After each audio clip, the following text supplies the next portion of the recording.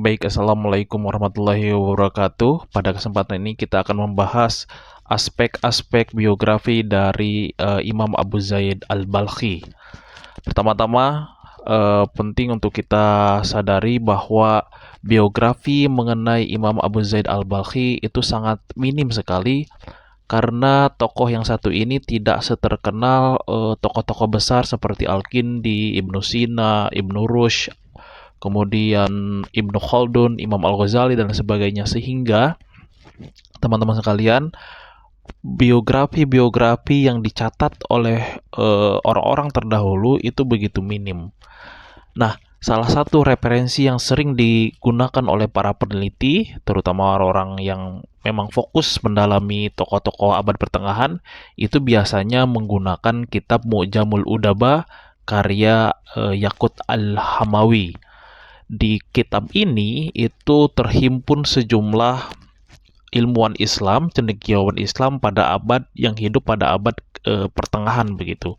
Jadi kalau teman-teman sekalian di sini mencari Sule itu tidak mungkin ketemu, atau mencari Andre tidak akan ketemu. Tapi di sini kalau teman-teman mencari ilmuwan-ilmuwan Muslim yang lengkap biografinya, itu biasanya menggunakan kitab Mu'jamul Udaba ini. Nah, di dalam Mu'jamul Udaba ini juga ada biografi dari Imam Abu Zaid Al-Balkhi. Nah, berdasarkan paparan Yaqut Al-Hamawi, Imam Abu Zaid Al-Balkhi itu lahir pada tahun 849 Masehi atau 235 Hijriyah. Jadi, Imam Abu Zaid Al-Balkhi itu hidup pada abad ke-9 sampai abad ke-10. Nah, lahirnya itu di mana? Lahirnya itu di daerah Balkh, wilayah Khurasan. Kalau sekarang itu terletak di Afghanistan Utara kalau tidak salah ya. Nah, Imam Abu Zaid Al-Balkhi itu juga meninggal pada tahun 934 Masehi atau 223 Hijriah. Jadi usianya itu diperkirakan antara 87 tahun atau 88 tahun. Itu salah satu usia yang mungkin sangat panjang jika dibandingkan dengan tokoh-tokoh Islam yang lain. Baik.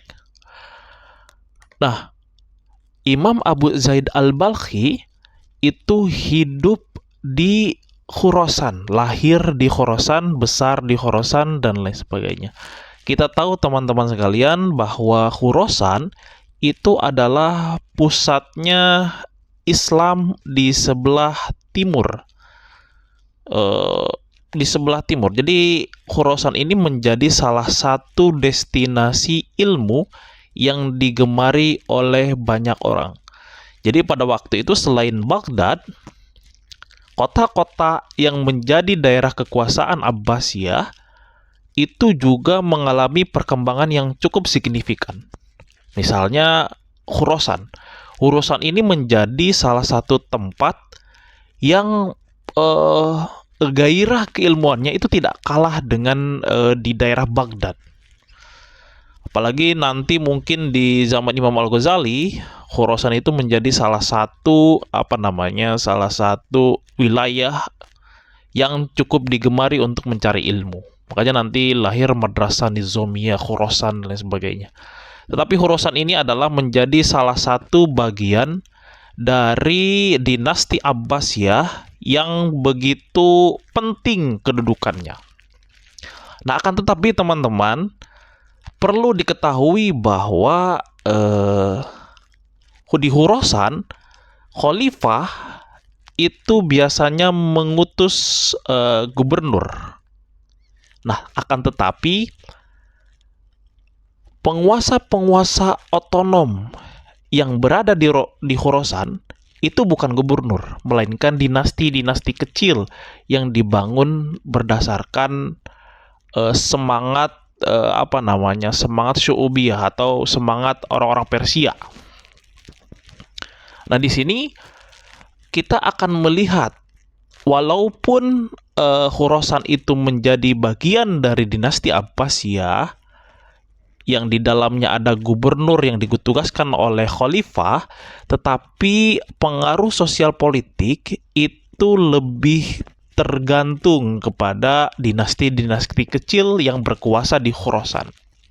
Nah, sepanjang hidup Imam Abu Zaid al-Balkhi, ada 3 dinasti yang menguasai kota Balkh atau Khurasan.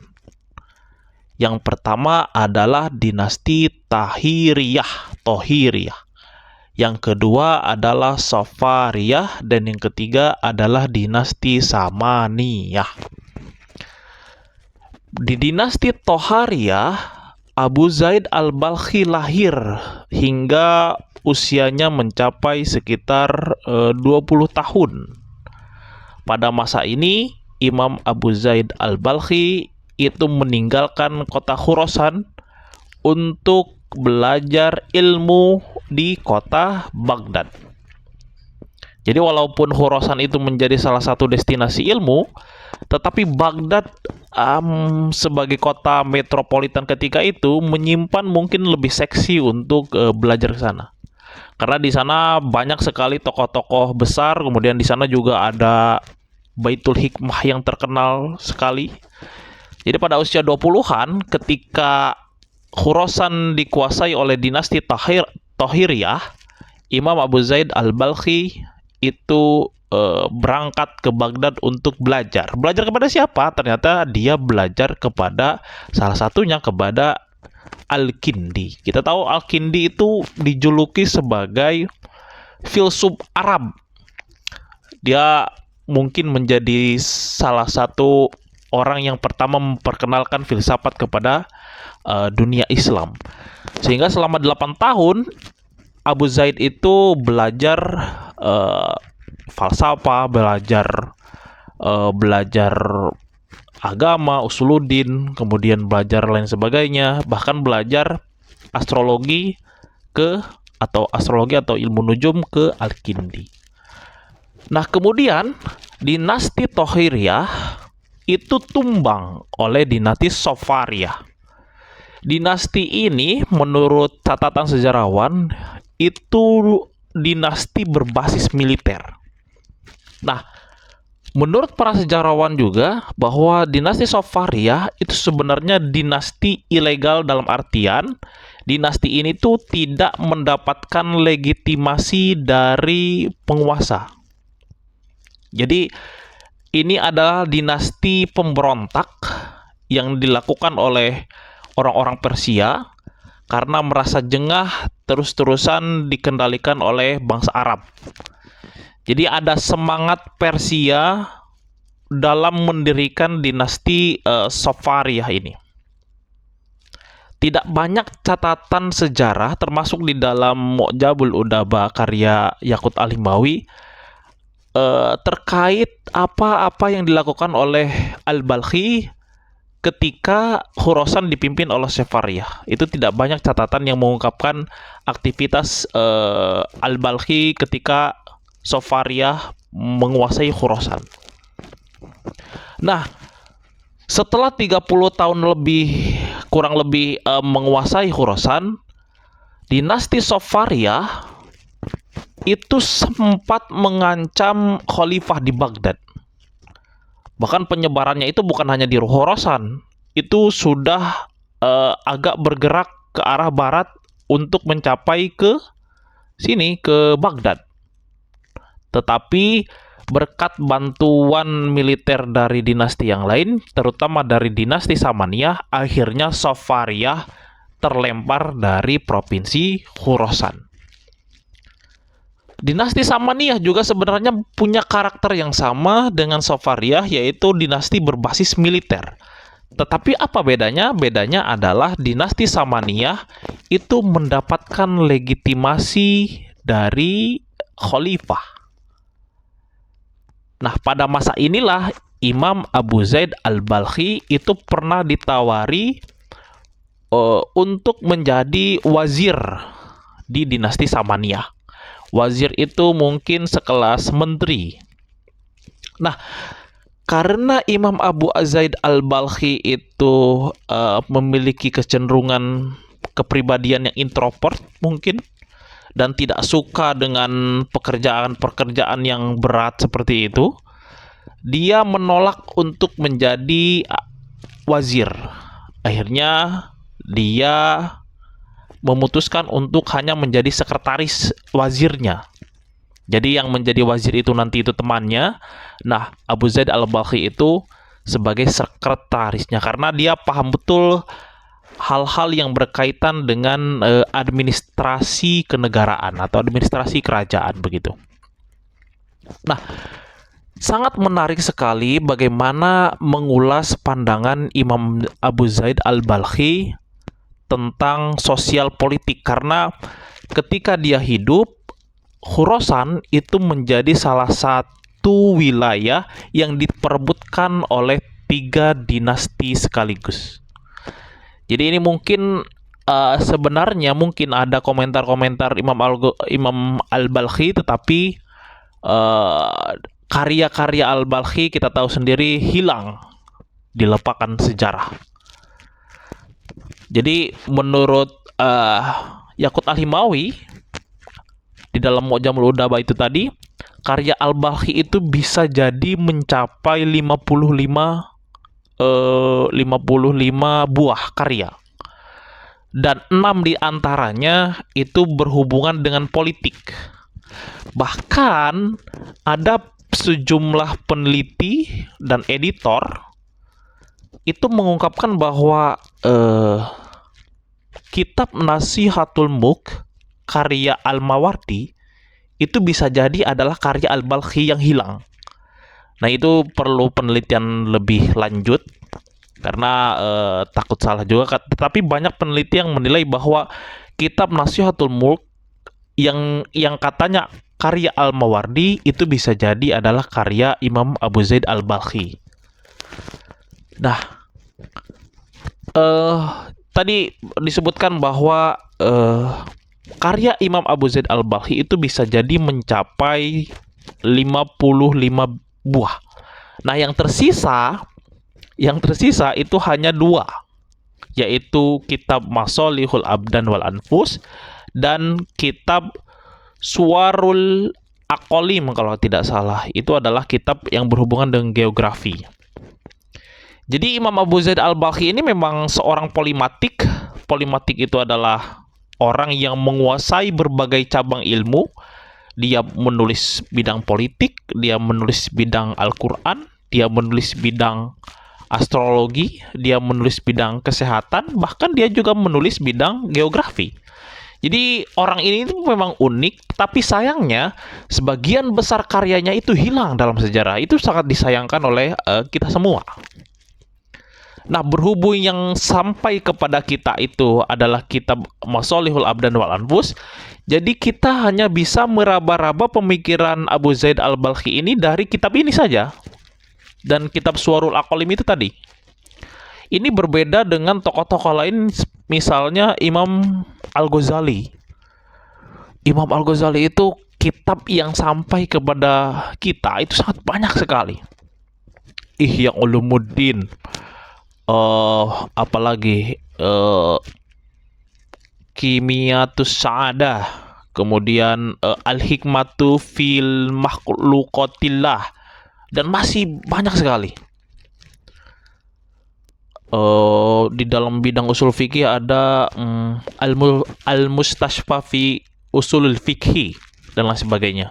Tetapi ini berbeda dengan Imam Abu Zaid Al-Balkhi.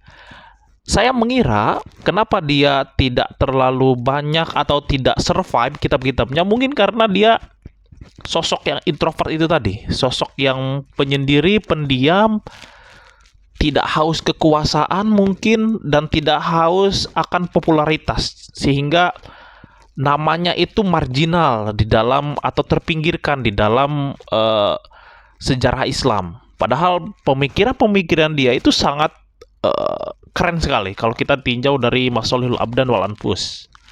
Nah, kita akan terangkan di sini profil dari kitab yang nanti kita akan baca secara praktis, yaitu kitab Masalihul Abdan wal Anfus. Nah, Sebelum kitab ini diterbitkan seperti sekarang, kitab Masolihul Abdan wal Anfus itu sejatinya itu cuma naskah yang dipajang di museum yang ada di Istanbul, namanya Hagia Sophia. Hagia Sophia. Nah, berkat ada seorang tokoh Islamic Studies yaitu Fuad Zaygin, secara tekun kemudian mengumpulkan, mengedit dan lain sebagainya, kemudian diperbaharui lagi kemudian oleh Malik Badri. Akhirnya kitab Masolihul Abdan wal Anfus ini terbit begitu. Nah, terbitnya kitab ini itu terjadi pada tahun 2003 dan 2005. Jadi ada dua versi dari kitab ini. Yang pertama itu versi yang covernya itu warna putih ini. Kemudian ada juga yang versi warna biru. Nah, keduanya ini diterbitkan di di Kairo dan di Arab begitu. Sebagaimana judulnya, kitab ini tuh memuat dua segmen. Yang pertama itu Masolihul Abdan atau kesehatan tubuh, yang kedua adalah Masolihul Anfus atau kesehatan mental. Nanti yang kita akan baca yaitu berkaitan dengan Masolihul Anfus. Kenapa Masolihul Anfus? Nanti kita akan jelaskan di pertemuan selanjutnya. Nah, mengapa bahasan Imam Abu Zaid Al-Balkhi ini menarik? Karena banyak sejumlah peneliti, dan ini penelitinya sangat expert. Misalkan seperti Rania Awad dan Sarah Ali, dia adalah psikolog Islam modern yang mengajar di Stanford University. Dia mengatakan bahwa pemikiran-pemikiran Abu Zaid Al-Balkhi, terutama tentang OCD, obsessive compulsive disorder, dan kemudian fobia, itu sebenarnya itu sudah diterangkan Imam Abu Zaid Al-Balkhi pada abad ke-9. Dan paparan-paparan dia tentang fobia dan OCD itu sangat mirip dengan klasifikasi modern yang terdapat di dalam DSM. DSM itu apa ya? Diagnosis manual apalah, pokoknya DSM. Nanti kita akan lihat DSM. DSM itu ya DSM. Bukan hanya itu. Bukan hanya klasifikasi gangguan mental menurut Al-Balkhi itu sangat cocok dengan klasifikasi modern. Bukan hanya itu, tetapi terapi penyembuhan yang ditawarkan oleh Imam Abu Zaid Al-Balkhi itu sejalan dengan terapi modern yang kita sebut dengan CBT, atau CBT itu Cognitive Behavior Therapy. Jadi ini kenapa saya mengangkat pemikiran Abu Zaid Al-Balkhi terutama tentang kesehatan mental, karena memang pemikiran-pemikirannya itu sangat relevan meskipun diucapkan pada abad ke-9 Masehi. Jadi inilah alasan kenapa saya ingin sekali mengulas Abu Zaid Al-Balkhi. Karena itu tadi, dia seorang pemikir Islam hebat, bahkan disebut dengan Jahiz dari Khurasan. Jadi itu dia di zamannya itu memang tokoh besar begitu. Cuman karena tidak punya semacam motivasi untuk populer dan sebagainya, akhirnya nama dia terisolir di dalam sejarah Islam. Itu saja barangkali sebagai perkenalan. Nanti di segmen selanjutnya kita akan langsung membaca kitab Masolihul Abdan wal Anfus secara praktis. Kita akan membacanya dari bab pertama. Jadi jangan kemana-mana. Assalamualaikum warahmatullahi wabarakatuh.